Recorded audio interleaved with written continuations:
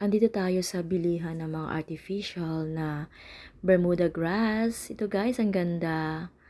Pwede mo siyang ilagay sa dingding, 'di ba? Or kaya sa sahig. Ang ganda tingnan yan sa bahay pag nag-ayos kayo. At may mga artificial din na bulaklak dito, iba-ibang kulay. Ang ganda guys. At ito nga, pwede mo siyang ilagay sa base. May kamahalan nga lang. Pero sabi nila, you can't buy happiness, 'di ba? Kung kaya mo, bilhin mo siya.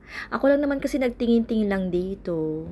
At ito rin, ang nakita ko ay maliliit na bulaklak na nakalagay sa paso. Yan, pwede mo siyang ilagay sa center table. Ganda. At marami ka pang makikita dito. At yan na nga, ang Dora nyo. Nagpa-cute na naman. Diba? Ayan guys, turo yellow na yellow. At ito naman pwede nilang ilagay sa dingding. Paskong Pasko na nga dito sa mall. Yan guys, maiwan muna namin kayo. Bye!